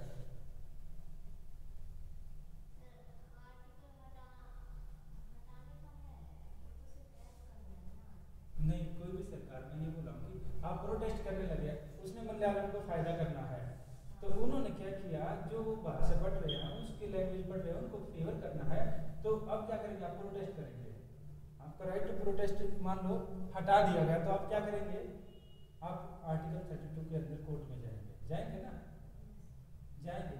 अगर मान लो 32 आर्टिकल ही नहीं होता तब क्या रहता है, कुछ नहीं कर सकते। तो 32 आर्टिकल आपको पावर देता है कि आप जितने फंडामेंटल राइट है उनको इंश्योर करें, और जो 32 आर्टिकल है इसको ये लिखा गया है, इसमें क्या लिखा गया है, कोई भी गवर्नमेंट इसको टेकन अवे नहीं कर सकती, न एब्रेज्ड कर सकती, न इसको बदल सकती है, न इसको क्या कर सकती है, न इसको वापस ले सकती है। हो सकता है पहले सरकार एक कानून बना दे, एक आर्टिकल, एक एक्ट लेकर आए जिससे आर्टिकल 32 को हटा दे, तब क्या रहेगा, मान ली सरकार ने लेकर आई तो सबसे पहले कुछ नहीं किया, यहाँ कोई चीज नहीं किया, आर्टिकल 32 हटा दिया, तब क्या रहेगा, फिर अगला स्टेप चलेगी सरकार, ठीक 32 तो हटा दिया, कोर्ट के पास जा नहीं सकते, अब अगला चलेगी, ठीक है, अब हम करते हैं मलयालम को कंपलसरी, जैसे कंपलसरी किया साथ में ये आर्टिकल भी हटा दिया, अब क्या करेंगे आप, बिल्कुल की जा सकती है। तो जो फंडामेंटल राइट में यही आर्टिकल 13 ये बोलता है, फंडामेंटल राइट को हटाया नहीं जा सकता है कॉन्स्टिट्यूशन में, कैसे भी कोई भी सरकार आए तो फंडामेंटल राइट को नहीं हटाया जा सकता है। इसके अलावा आर्टिकल यहाँ पर दिया 32 को भी नहीं हटाया जा सकता है। अगर देश में नेशनल इमरजेंसी लगती है, नेशनल इमरजेंसी लगती है तो आर्टिकल 359 का यूज करके आप आर्टिकल 19 को बंद कर सकते हो। देश में पहले इमरजेंसी है, पाकिस्तान या इसका चाइना का अटैक हो गया या फिर बांग्लादेश से इशू चल रहा है, वहाँ पर कुछ हो गया, देश में इमरजेंसी लगी हुई है। अब आप बोलेंगे हम तो प्रोटेस्ट करेंगे, सरकार अच्छा काम नहीं कर रही है, सरकार तो जबरदस्ती हमें भर्ती कर रही है, तो यहाँ क्या रहेगा, इमरजेंसी में आपका आर्टिकल 19 क्या करेंगे, बंद कर सकती है इमरजेंसी में। हाँ बिल्कुल, पर आपके आर्टिकल 20 को बंद नहीं कर सकते ना। तो इस आर्टिकल का अगर वायलेशन हो रहा है 20 का, राइट टू लाइफ वाले का, तो आप कहाँ जा सकते हैं, आर्टिकल 32 का यूज कर सकते हो। बिल्कुल, यानी 32 आर्टिकल कैसा है, जो इंश्योर करता है कि आपके सारे जो राइट है वो बचे रहेंगे। और ये इंश्योर करने की जो जिम्मेदारी दी गई है, किसको दी गई है, किसको, गवर्नमेंट को। कहाँ है, गवर्नमेंट को दी नहीं दिया, आपकी सुप्रीम कोर्ट को दी गई है, दिया है ना ये आर्टिकल 32। ये क्या है, आर्टिकल 32, ये किसको रहेगा, ये सुप्रीम कोर्ट को रहेगा आपका। हाँ पार्ट होकर सुप्रीम कोर्ट को हम आपके एग्जीक्यूटिव से अलग मानेंगे। गवर्नमेंट का मतलब हम नॉर्मली हम जो बोलते हैं उसका मतलब होता है, नॉर्मली तो तीनों पार्ट होंगे, पर जब हम बार बार गवर्नमेंट का यूज करते हैं हम मानते हैं सरकार। सरकार कौन है, जो पार्टी रूलिंग पार्टी है, और रूलिंग पार्टी कौन है, जो आपका जो लेजिस्लेटिव में जिसकी मेजोरिटी और एग्जीक्यूटिव। इसलिए ना हम ये मानते हैं नॉर्मली यहाँ पर सुप्रीम कोर्ट आपको बचाएगा। और सुप्रीम कोर्ट के साथ साथ 332 में है आपका, 322 में 322 में है आपका हाई कोर्ट, वो हम आगे पढ़ेंगे। अब सुप्रीम कोर्ट कैसे बचाएगा आपके फंडामेंटल राइट को, उसके लिए सुप्रीम कोर्ट कुछ रिट जारी करता है, रिट है ना, रिट इश्यू करता है, पावर टू इश्यू डायरेक्शन और ऑर्डर और writs to enforce the fundamental right. Writ यानी कि कुछ आदेश होते हैं, जैसे होगा ना, जैसे उनको छोड़ देना चाहिए, उनको यहाँ लेकर आना चाहिए, उनके लिए जैसे पैट्रियार्कल मैट्रियार्कल स्पेसिफिक वर्ड बनाना, तो इनके लिए एक स्पेसिफिक वर्ड बना दिया, उनको डायरेक्शन को लिए रिट्स। तो रिट्स ये बनेगा। ये 4 तरह की रिट्स होती है, 4-5 की होती है, जैसे आपकी हैबिस कॉर्पस होती है, मैंडेमस होती है, सर्टोरी होती है। ये हम आगे कहाँ पढ़ेंगे, ये हम पढ़ेंगे आपके सुप्रीम कोर्ट वाले पार्ट, कौन कौन सी रिट जारी करता है, अपील है उसके, अगर कोई आप केस करते हैं तो किसके लिए अपील की जा सकती है सुप्रीम कोर्ट में, किसके लिए हाई कोर्ट में की जा सकती है, सुप्रीम कोर्ट कैसे काम करता है, सुप्रीम कोर्ट के कौन कौन से जजमेंट होते हैं, फिलहाल सुप्रीम कोर्ट में कितने लोग काम करते हैं, वो सारी चीजें जो होंगी ना वो सुप्रीम कोर्ट के पार्ट वाले में पढ़ेंगे हम।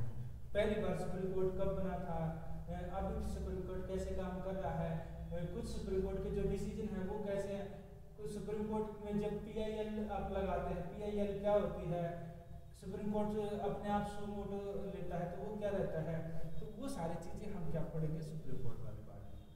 फंडामेंटल राइट में इतना ही था।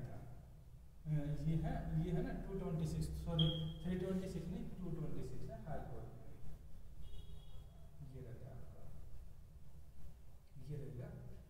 तो कंक्लूजन लिखना चाहिए, लिख लो, ये वही बात है जो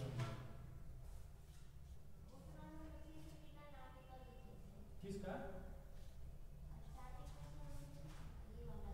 हाँ हाँ हाँ, कौन सी वाला आर्टिकल लिख के देना,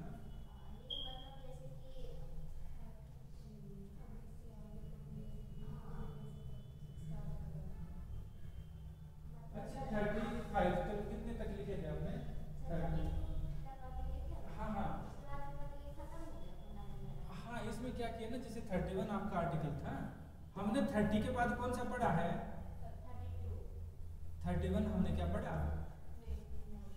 31 किसका था, राइट टू प्रॉपर्टी, वो आपने आगे लिखा था, किससे है, आर्टिकल 44 कॉन्स्टिट्यूशनल अमेंडमेंट एक्ट से, इसको क्या कर दिया गया है, खत्म करके 300 में रख दिया गया है। ये आपका लीगल राइट बना दिया गया, फंडामेंटल राइट नहीं है आपका, लीगल राइट है और कॉन्स्टिट्यूशनल राइट है। संविधान में तो लिखा है पर ये कैसा है, लीगल है, यानी सीधे सुप्रीम कोर्ट में नहीं जा सकते, लोअर कोर्ट, हाई कोर्ट, फिर सुप्रीम कोर्ट, ऐसे जाओगे इसमें। ये है इसके बाद जैसे जो आपके आगे वाले राइट है 33 है, 34 है, 34 और 35, ये क्या है ना, ये पैरामिलिट्री फोर्स और इनसे रिलेटेड है। तो इसमें क्या रहता है ना, इसमें ये रहता है कि भाई आपके जो फंडामेंटल राइट है, जैसे पैरामिलिट्री फोर्स वाले हैं, पुलिस वाले हैं, फंडामेंटल राइट के लोग तो देश के लोग हैं, उनके रोक दिए जाते हैं। क्यों, अब पता लगा बोले कि हम तो राइट टू स्पीक है, राइट टू एक्सप्रेस है, बोलने लगे देश की सारी खुफिया जानकारियाँ बोल रहे, बोले मीडिया में आकर देखिए हमें तो राइट टू स्पीक है, आपको राइट टू स्पीक बंद कर दिया गया है। बोले कि हमारा तो राइट टू मूवमेंट है, हम ड्यूटी की जगह हम मूवमेंट कर रहे हैं, नहीं, आपको वहाँ रोक दिया गया, तो उसमें ये दिया गया है। उसको मैं हल्का सा बता दूंगा आपको, अगली क्लास में बता दूंगा, फिर उसके बाद ये कंक्लूजन रहेगा आपका, ये रहेगा। ठीक है, कुछ पूछना है? कुछ पूछना तो पूछ सकते हैं। हाँ बोलिए। अच्छा कंक्लूजन ये है, कल ही कर लेना। ठीक है।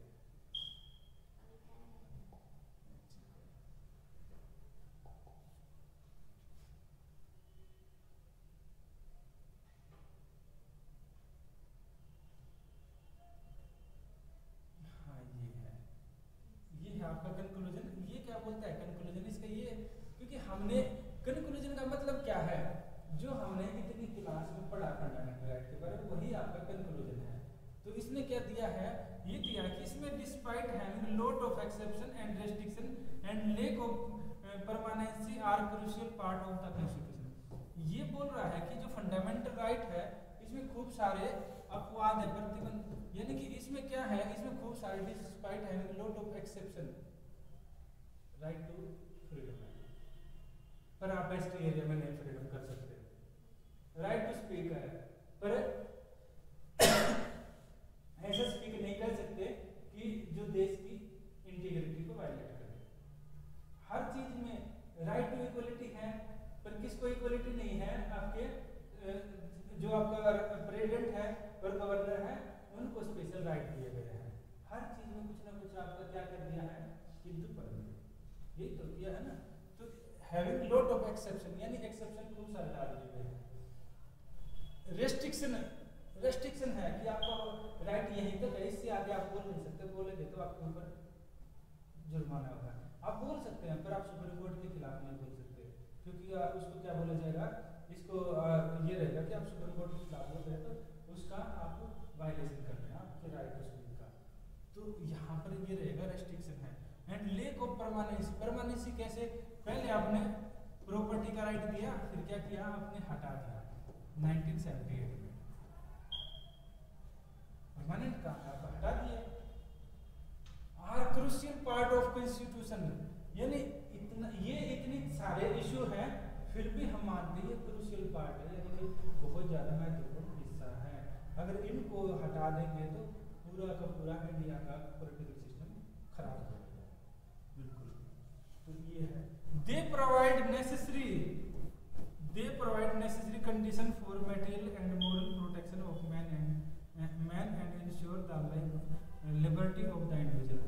ये क्या करते हैं, ये मोरल प्रोटेक्शन प्रोवाइड करते हैं कि बच्चों को राइट टू एजुकेशन है, राइट टू कल्चरल राइट है, हर तरह का आपको मोरल सपोर्ट प्रोवाइड करते हैं, भले ही एक्सेप्शन है फिर भी आपको सपोर्ट मिलता है।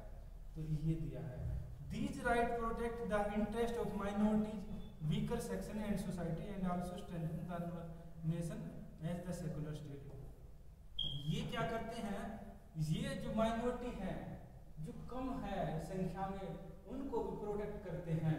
वीकर सेक्शन को आपने देखा है ना, वीकर सेक्शन के लिए स्पेशल रिजर्वेशन आर्टिकल आप 16 पढ़ेंगे आपका। इसके अलावा आपका शेड्यूल ये है right to abolition of untouchability वाला है। तो ये क्या आपका 17 है। तो इनसे क्या करेंगे, जो कमजोर लोग हैं उनको भी प्रोटेक्ट करते हैं। जैसे वुमेन का राइट आर्टिकल 15 में है कि ठीक आप उनसे उसके आधार पर आप भेदभाव कर सकते हैं, आप अनइक्वलिटी को ब्रीच कर सकते हो, क्योंकि वुमेन और चिल्ड्रन है और जो वर्नेबल सोसाइटी है उनके लिए आप स्पेसिफिक बना सकते कुछ क्लोज। तो ये है ना, तो ये क्या करते हैं, इसके अलावा देश को कैसा बनाते हैं, सेकुलर बनाते हैं। ये नहीं है कि हिंदू मुस्लिम सिख ईसाई सब रहेंगे, ये नहीं है कि सिर्फ एक रिलीजन को फॉलो किया जाएगा। They ensure the dignity and respect of individual by laying down the fundamental as social equality and justice. ये क्या करते हैं, ये आपकी जो डिग्निटी है उसको प्रोटेक्ट करते हैं। आपको जबरदस्ती वीडियो में नहीं बांधा जा सकता, आपको किसी चीज पर के लिए जबरदस्ती फोर्स नहीं किया जा सकता, तो आपकी डिग्निटी मेंटेन रहती है। तो ये चीज़ है ना, ये डिग्निटी मैटर।